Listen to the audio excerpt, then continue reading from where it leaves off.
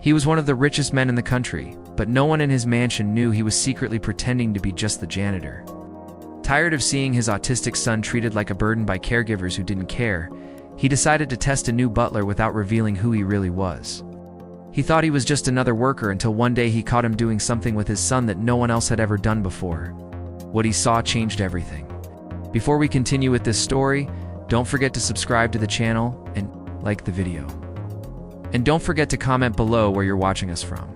We love to know that. Alexander Voss lived in a large, quiet mansion on the edge of a wooded area. The house had long, dark hallways, high ceilings, and rooms filled with expensive furniture that hardly anyone used. Ever since the birth of his son Julian, the place felt empty. Julian was 6 years old, used a wheelchair, and was autistic. He rarely spoke or made eye contact and needed constant care. But after many failed attempts with different caregivers, Alexander had given up hope of finding someone who could really help. He barely left the house and didn't trust people anymore. Most days, Alexander spent his time in his office reviewing papers or looking out the window in silence. One morning, without announcing anything to anyone, he quietly hired a new butler. His name was Albert Kensington. He was old and seemed kind. He didn't know much about the house or its secrets, but that same day he arrived at the mansion for his interview. Albert stood at the front gate holding a small suitcase. He looked around nervously before pressing the intercom button. A voice answered and buzzed him in. As he walked up the path, he took in the size of the mansion. It was much bigger than any house he'd worked in before. He was greeted at the door by an older woman named Ms. Hargrove, the house's head housekeeper. Ms. Hargrove didn't smile much, but was polite and firm.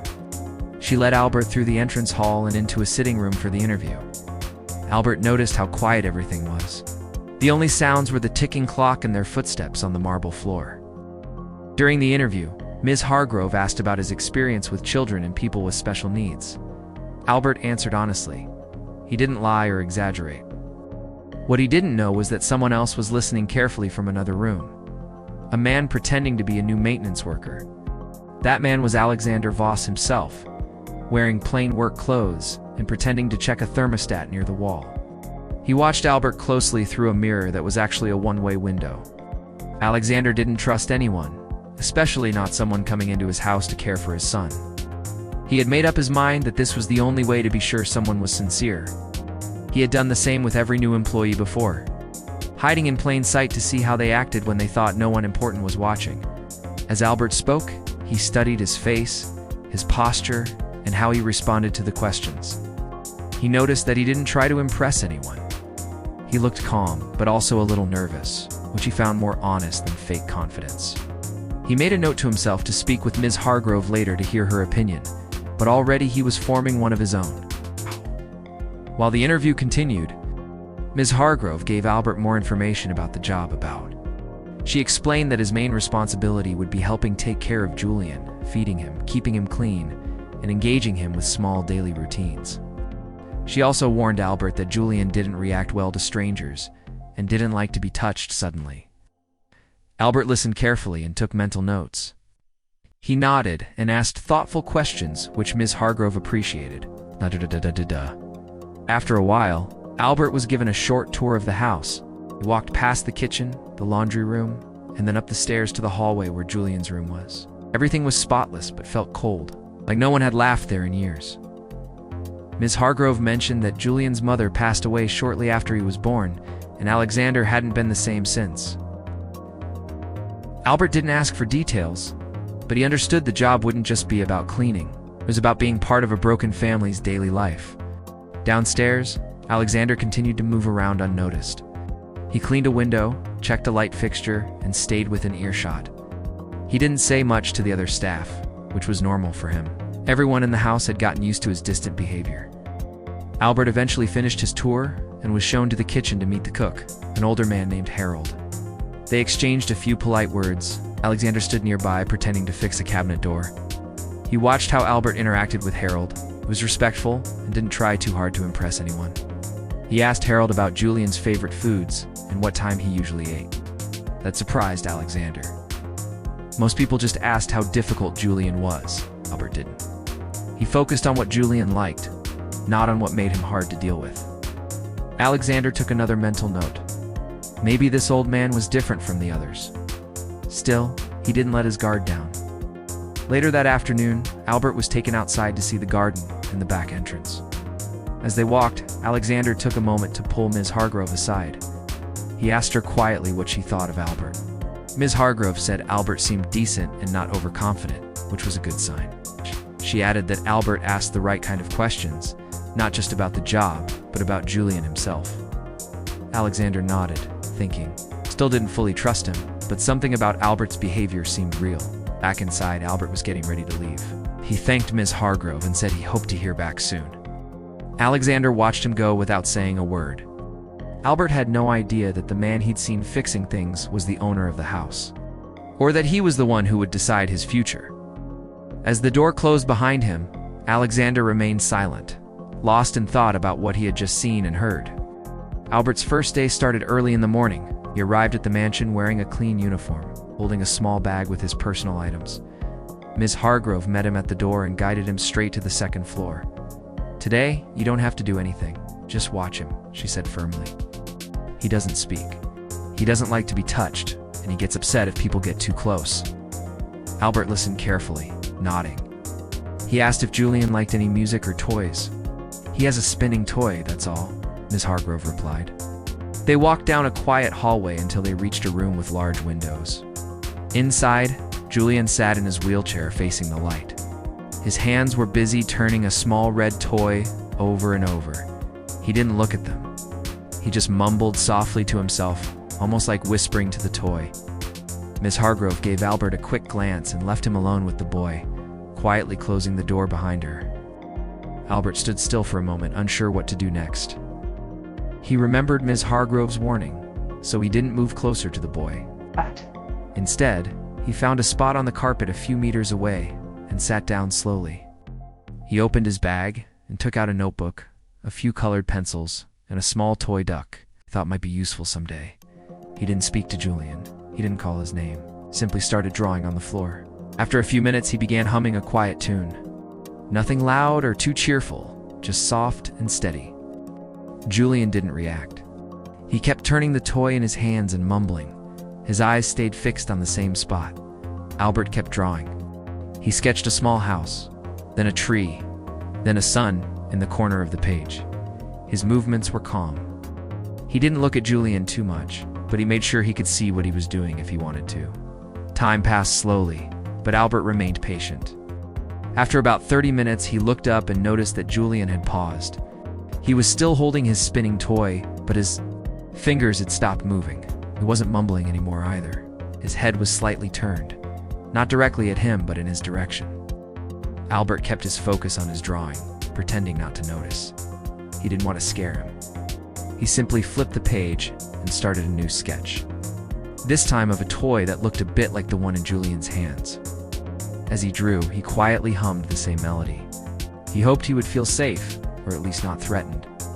For him, the goal wasn't to change him or rush progress. It was just to make him feel like he wasn't a problem. Julian didn't move his head again, but he didn't go back to mumbling either. That small pause meant something to Albert. It meant he had noticed him. Standing just outside the door, Alexander was holding a mop, a bucket, and a pair of gloves. He had planned to clean the hallway floors, but instead he found himself frozen, watching through the narrow glass opening in the door. He could see Albert sitting on the floor, calm and quiet, not doing anything aggressive or fake. He saw Julian sitting exactly where he always did, but there was a small difference. The boy wasn't spinning the toy as fast as usual. His shoulders were relaxed. His mumbling had stopped. Alexander tilted his head slightly. Every other caretaker had tried to speak to Julian right away. They had raised their voices, waved toys in his face, or touched him without warning. Julian always reacted badly. But Albert didn't do any of that. He didn't even try to speak to him. He just stayed nearby, drawing and humming to himself as if being with Julian was normal. Alexander didn't understand his approach, but he kept watching.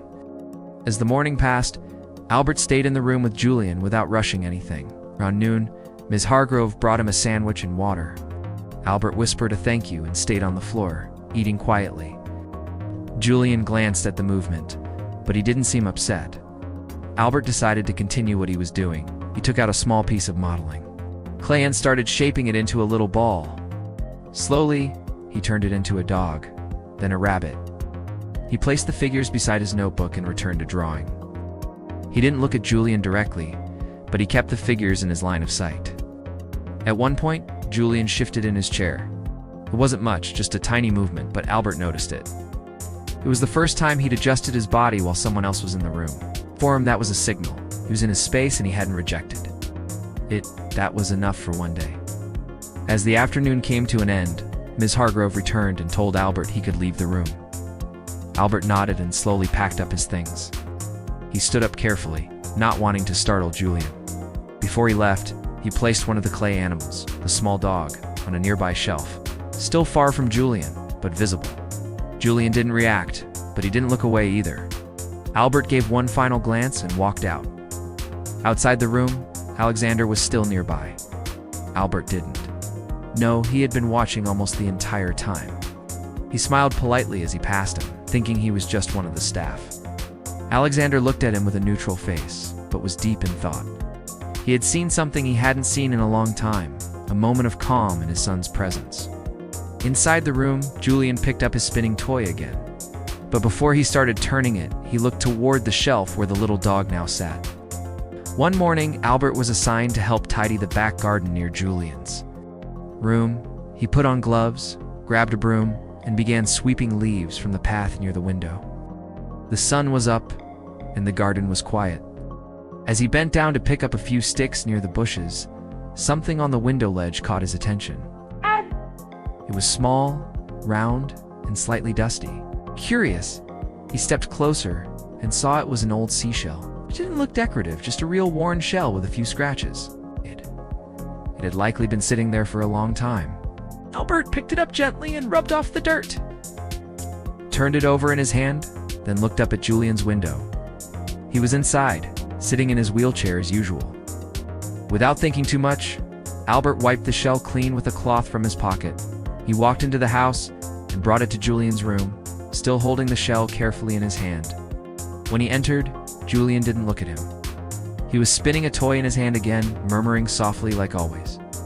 Albert didn't interrupt him. He quietly walked over and placed the shell on a small table next to his chair. Then he sat on the carpet a short distance away, just like before. After a few minutes, Julian stopped moving his toy. His eyes shifted to the shell. He slowly reached out and picked it up, holding it carefully. Albert didn't speak. He simply watched. Julian brought the shell close to his ear and held it there for a long time.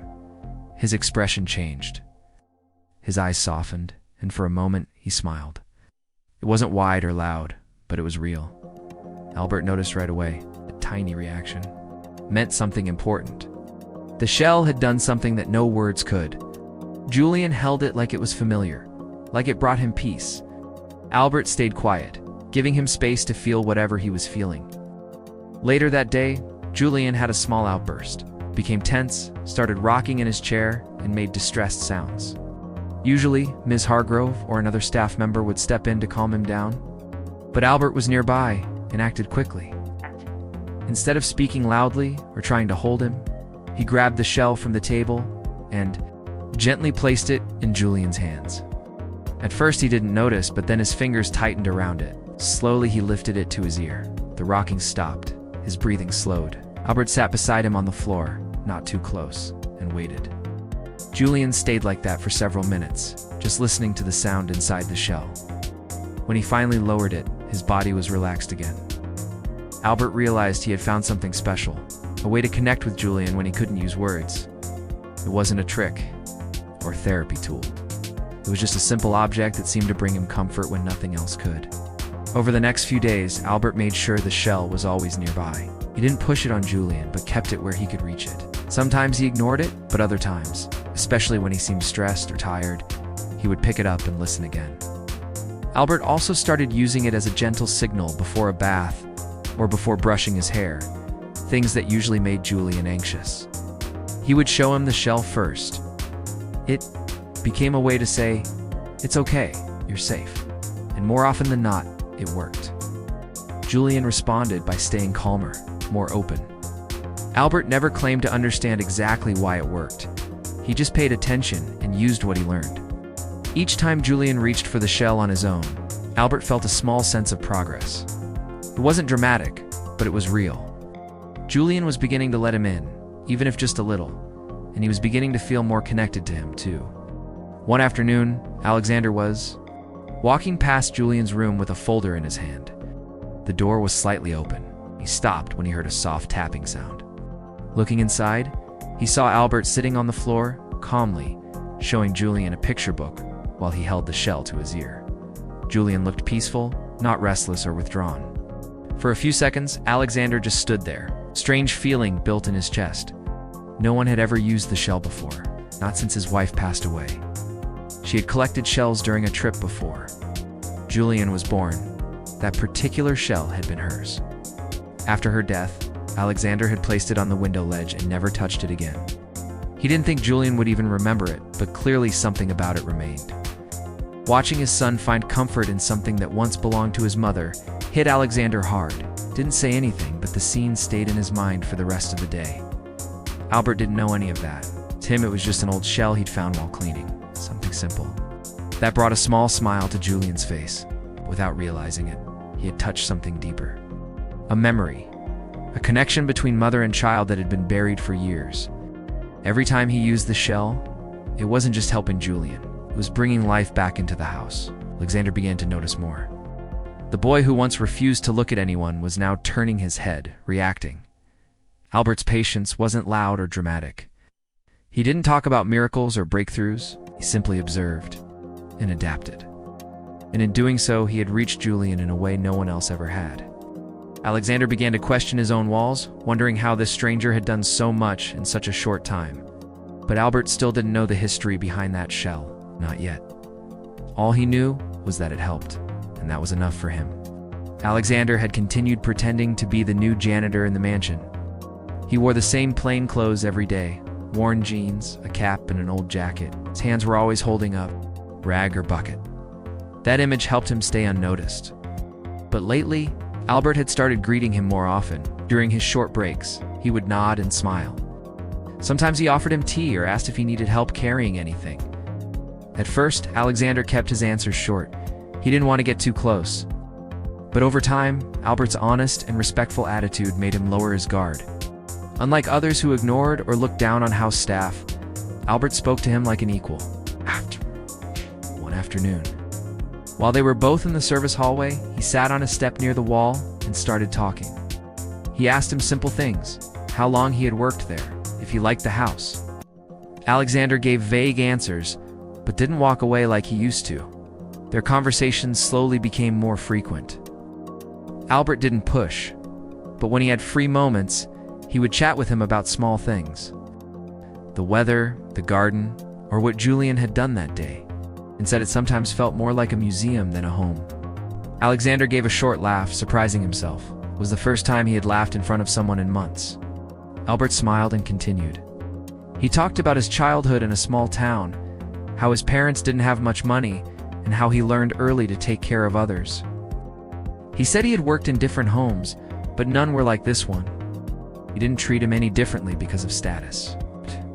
That was new to Alexander, and it made him feel strangely comfortable around him. One day, while they were both in the laundry room folding towels, Albert opened up more. He said he had always felt something special when helping children who struggled to speak or connect. He admitted he had never studied psychology formally, but wanted to someday. He dreamed of going to university, maybe taking night classes if he could save enough. Alexander paused, holding a folded sheet in his hand. He looked at him for a second, then nodded slowly. That moment stuck with him longer than he expected. He wasn't just a worker doing a job. He had depth, kindness, and a sense of purpose. Every time he spoke, Alexander found himself wanting to say more, but he always stopped. He didn't want to break the lie. It was still just the janitor in his eyes, and part of him wanted to keep it that way. Sat nearby and started telling him about Julian's progress. He said he was responding more, looking at him sometimes, and accepting small routines like brushing his hair or washing his hands. He said it felt like they were building something real, a strange feeling, like a missing part inside him had finally found something to connect with. I can't explain it, he said, looking at his hands. It's like something in him speaks to something in me."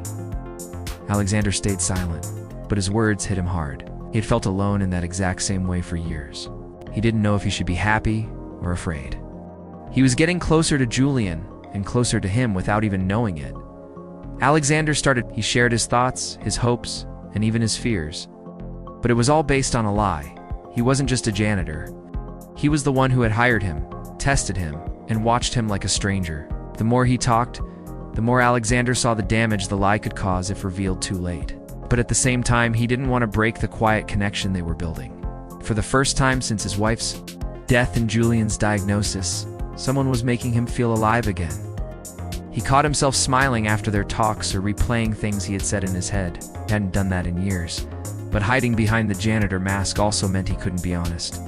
He couldn't thank him for what he was doing for Julian, and he couldn't say how much it meant to him personally. On one particular evening, after most of the staff had left and the house was quiet, Albert and Alexander found themselves cleaning the same corridor. They worked in silence at first. Then Albert started talking again about Julian's shell, about how small things could matter more than big efforts. Alexander just listened, nodding occasionally. When he finished, he looked at him and said, "You're a good listener, better than most." He gave a half smile and looked away. Inside, he felt torn. Each word he said made him want to tell him the truth, but fear held him back. If he knew who he really was, would he still... As Albert returned to his tasks, Alexander remained behind, standing still for a few seconds. He looked down at the mop in his hand, then back at the hallway where Albert had gone. His heart felt heavier with each passing day. Albert was cleaning the office that afternoon. The room was quiet, filled with tall bookshelves, dusty frames, and folders neatly stacked on a wooden desk. He had been asked to dust the shelves and organize some of the books by category. As he moved a few volumes aside, he noticed something behind a row of encyclopedias. It was a small frame hidden and covered in a thin layer of dust. Inside was an old photo of a woman, maybe in her late 20s, with kind eyes and a gentle smile. The woman had the same eyes as Julian, that same soft, distant gaze. The frame didn't have any names or notes. Albert stared at the photo for a few seconds, confused about why it was hidden behind the books. He wiped without thinking much more. Albert decided to show the picture to Julian. He entered Julian's room quietly as usual. He was by the window, spinning a toy in his hand. Albert didn't speak right away. He walked over slowly and sat on the floor near his chair. Then he placed the photo frame in front of him so he could see it. At first, Julian didn't notice. He kept spinning the toy, lost in his own world. But after he didn't blink. He just stared at the woman's face. Albert watched closely. Julian's eyes were wide open, and he seemed to be thinking deeply. Then, very slowly, he reached out and touched the glass with his small hand. His fingers rested gently over the image of the woman's face. He didn't say anything clearly, but a soft sound came from his lips. A short, quiet murmur. Albert couldn't make out the words. Albert waited in silence, letting Julian stay with the photo as long as he needed. He didn't look at him or ask anything, but his hand remained on the frame for almost a full minute. That alone told him something was different. When he finally let go, Albert gently took the picture and placed it on the nearby table where he could still see it. Later, he walked down the hall and found Ms. Hargrove folding towels in the laundry room. Albert held up the frame and asked softly, "Who is she?" Ms. Hargrove glanced at it and replied without emotion, "That was Mrs. Voss. She passed away during childbirth." Albert didn't respond right away. His stomach tightened. He looked again at the picture and then thought of Julian. He had never met his mother. She had died before he could know her face, her voice, or her touch. The missing pieces started to make sense. That absence wasn't just part of the house. It was part of Julian, too. Albert returned to his room and sat on the edge of his bed, still holding the frame. The weight of what he had learned stayed heavy in his chest. He thought about Julian's behavior, his silence, his resistance to touch, his deep focus on objects rather than people. And now knowing that he had never felt his mother's arms, never heard her say his name, made everything more painful to understand. Albert began to see his actions, not just as symptoms of autism, but also as signs of something deeper, silent search for. He had been looking for it without knowing it. Maybe, just maybe, he had felt a small part of it in Albert's presence. Not because he tried to replace anyone, but because he was there, calm, patient, and gentle, offering what he had missed from the very beginning without even realizing it himself. From that day on, Albert kept the photo in Julian's room near his toys. He didn't mention it again, but Albert also noticed that during moments of quiet, Julian would look toward the frame before calming down, as if the face of the woman brought him something comforting even if he didn't fully understand who she was. Albert's care became even more delicate. He paid attention to every small reaction, every pause, every shift in his eyes. Alexander didn't comment on the picture's reappearance in the room, but he must have seen it. If he had any feelings about it, he kept them to himself. Albert never brought it up. He respected the silence around the subject, even though it filled him with questions. Now knew that Julian's pain went beyond his condition. It came from something no child should grow up without. One evening, while Albert was folding Julian's clean clothes, he caught a small moment. Julian was sitting by the window, and the photo was in view. He turned his head toward it, then looked at Albert. His gaze lasted longer than usual. He didn't speak, but his hand reached toward him gently, not to touch, but to acknowledge. Albert didn't move too fast. He smiled and placed one of his soft toys in his lap, then sat beside him. No words were exchanged. None were needed. In that quiet space, something had shifted. Albert wasn't just another caregiver. He had become someone Julian trusted, someone who brought a little piece of what had always been missing. The photo stayed in the room, not as decoration, but as a quiet reminder of a woman Julian never met, but still seemed to feel. And Albert, now aware of this, began to care for Julian, not just with patience, but with something closer to love. It started during the night. A heavy storm hit the area, bringing strong winds and loud thunder. The sound of rain hitting the windows filled the house. Most of the staff had already gone to bed or stayed in their rooms. Albert was in the kitchen getting a glass of water when he heard the first scream. It was sharp and high-pitched. Then came the loud banging, repeated thuds against wood or metal. He ran upstairs without thinking. In the hallway near Julian's room, he found two workers standing by the door, unsure of what to do. Inside, Julian was in full crisis. He was crying, screaming, kicking the sides of his wheelchair. His hands hit the armrests again and again. His face was red, and his body was tense. No one moved to stop him. Albert rushed in, ignoring the noise. He dropped to his knees in front of him. He was shaking. Thunder cracked outside. Without waiting, he wrapped his arms around his small frame. At first, Julian resisted. He pushed and kicked, trying to break free. Albert held on tightly, whispering soft words into his ear. "It's okay. I'm here. You're safe." His arms didn't let go, even when he hit his shoulder or pulled his hair. He knew he had never allowed this kind of touch before. But this moment was different. He was scared more than ever before, and alone inside his panic. The storm outside only made it worse. His body trembled, but slowly his hands stopped hitting. His breathing became slower, heavier. Albert kept holding him, his cheek resting gently against his. The other workers watched in shock from the hallway, but didn't step in. No one else knew what to do. Alexander came rushing in seconds later, still wearing his janitor gloves and holding a cleaning rag.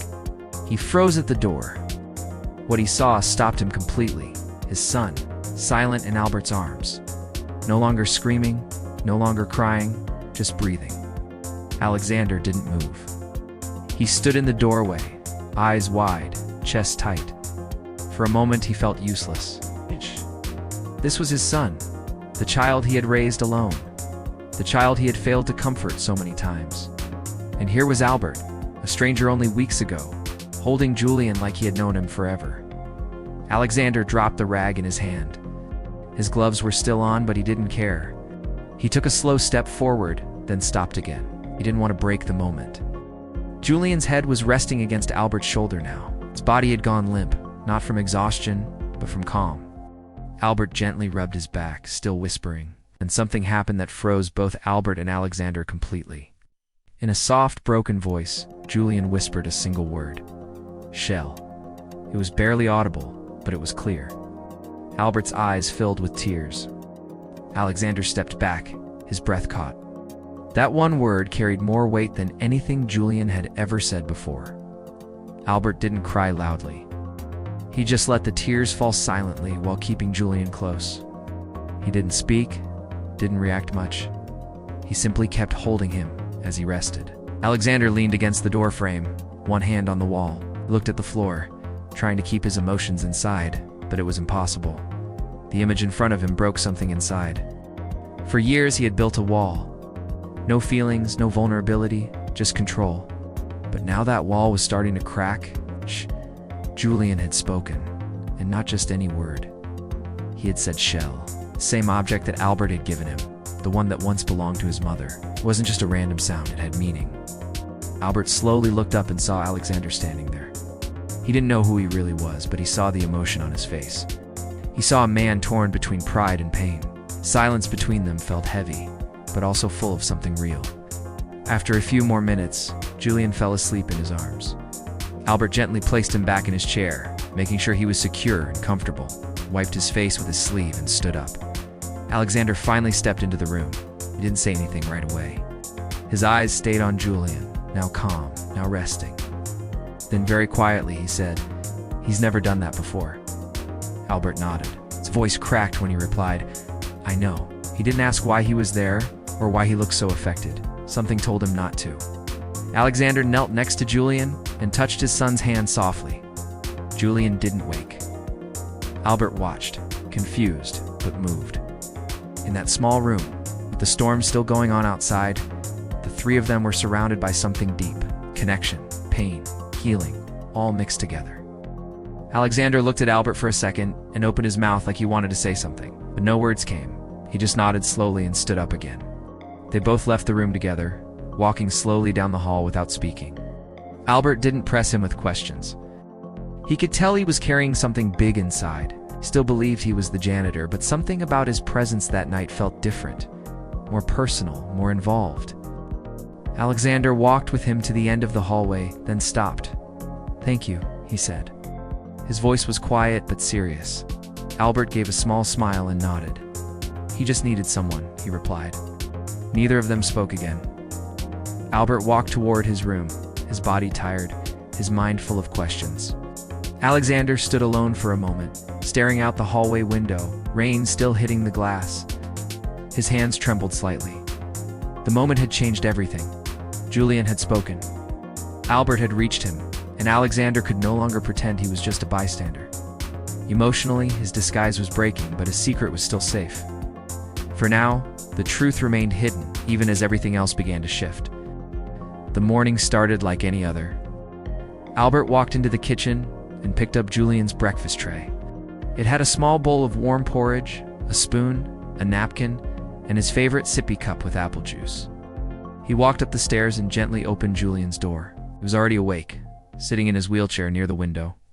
His eyes lit up when he saw him. "Good morning, Julian," he said softly, setting the tray on the nearby table. He gave a soft hum and a tiny smile. He rolled him over to the small table and pulled up a chair beside him, scooped some porridge and gently brought it to his mouth. He opened up and ate without protest. That alone was progress.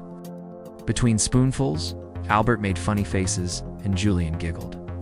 His laughter filled the room in a way that made the space feel alive. Then suddenly, without warning, Julian pointed at him with his small hand and said in a quiet but clear voice, "I wish you're my mommy." Albert froze, spoon still in hand. His eyes met Julian's wide with surprise. He blinked quickly, unsure if he had heard correctly, but Julian repeated it, this time even more clearly. "I wish you're my mommy." His voice wasn't loud, but it was firm. The room went completely silent.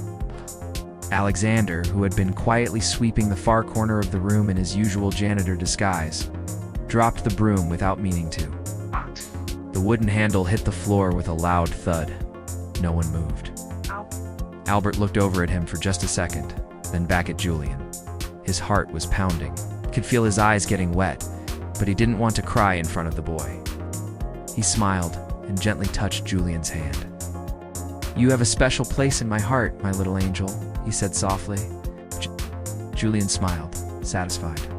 He didn't know the weight of what he had just said, but the adults in the room did. Alexander turned away quickly, pretending to pick up the broom, but he didn't move right away. His back was to them, but his shoulders were tense.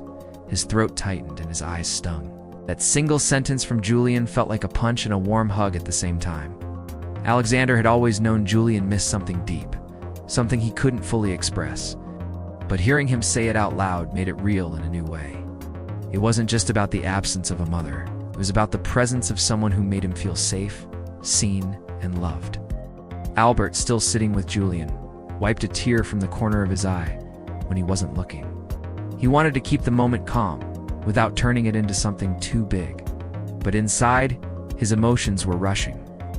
Julian had spoken a sentence, a full sentence with meaning, with feeling.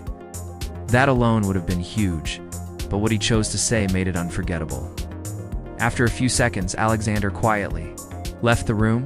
He didn't say a word. He walked down the hallway, down the stairs, and out into the garden behind the house. The air was cool, and the sky was cloudy, but he didn't care. He needed a moment to breathe.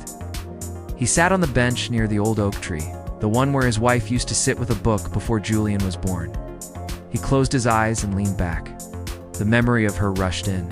Her smile, her voice, the way she had talked to their unborn child, dreaming of what kind of mother she would be, like she never got the chance. And now, years later, her son had looked at another person, a kind, patient stranger, and called him mommy. Alexander didn't feel angry, felt broken and grateful at the same time. Something was healing in that house, something deep. And it wasn't just Julian, it was him too. Back in the room, Albert continued feeding Julian slowly. He was calm now, more relaxed than usual. After finishing the porridge, he leaned into him gently, letting his head rest against his arm. Albert didn't move, just let him stay there, his hand gently stroking his hair. In his mind, he kept hearing the words he had spoken. He didn't take them as a replacement for his real mother, but as a sign that he was opening up, reaching out in his own way. It was a huge step for a boy who used to scream when someone got too close. Now he was asking for connection, even if he didn't fully understand the meaning of his words. Albert looked around the room. A photo of Julian's mother was still there, resting on the shelf. Albert gave it a brief glance, almost like sharing the moment with the woman he had never met. He felt honored not because of a title, but because of the trust Julian had given him. Alexander stayed outside for a while, lost in thought. When he returned, the house was quiet again. He passed by Julian's room and saw Albert cleaning up the tray. He looked over at him and gave a polite smile. He nodded back, but said nothing. Something had changed between them, though neither spoke of it. That night, Alexander sat in his private study and stared at a closed drawer. Inside it were old photos, letters, and a small envelope with his wife's handwriting. He opened it for the first time in years. The letter inside spoke of dreams of the kind of mother she hoped to be. As he read, tears ran down his face. He folded the letter, placed it back, and whispered, "He's doing okay." The next morning, Alexander didn't put on his janitor clothes. He stayed in his own. But he still watched from a distance as Julian greeted. He pointed to the newer photo and asked, "Who's this man next to you?" Before Alexander or Albert could respond, Julian, who had been playing nearby, stood up and walked over. He looked at the photo, then at the man, and answered clearly, "He's my heart, Mommy." The room fell quiet for a second. Alexander smiled, his chest full of pride. Albert placed his hand gently on Julian's back. The guest looked confused at first, but then nodded with understanding. No one needed to explain further. That moment said everything. Julian had found his way to name the connection, the feeling, the role that Albert played. He wasn't trying to replace anyone, but he had become something unique. Someone chosen by love, not by blood, but no less real because of it. Later that evening, the three of them sat in the garden. Alexander had brought out some lemonade. Albert held a notebook full of Julian's newest drawings, and Julian played quietly with clay in his lap. They didn't talk about the past. They didn't need to. Everything that once hurt now had space to heal. Alexander sometimes still thought about the early days, the cold rooms, the silence, the way he had pretended to be someone else out of fear. It seemed like another life. Albert had entered that space with patience and had slowly brought warmth back into their world. Julian, once locked inside his own walls, now looked at them with trust and affection. The three of them had created something none of them had planned for. It hadn't started with love at first sight or some magical transformation. It had been built slowly through touch, words, drawings, and trust. And now it was strong. Stronger than loss, stronger than fear. Inside the house, as the sun began to set, the photo on the shelf caught the last bit of light. Two portraits side by side. One of the woman who had given Julian life, and one of the family that gave him the rest of it. The shell sat in between, a simple reminder of everything they had overcome. The house, once a symbol of pain, was now filled with color, sounds, and a future that felt real. There was no more pretending, no more hidden truths, just a family that had found each other in the most unexpected way. Albert leaned his head on Alexander's shoulder. Julian showed him a new clay figure, a dog with big ears, smiled and nodded. "It's perfect," he said. He smiled back. And in that quiet moment, nothing else mattered. The story wasn't about a billionaire, a butler, or a child with challenges. It was about three people who, against the odds, found something rare, a true home. Finally, we've reached the end of this story. I'm extremely happy that you've made it this far. Thank you very much for watching. Comment below what you thought and what was the best or worst part. Don't forget to subscribe. Till next time.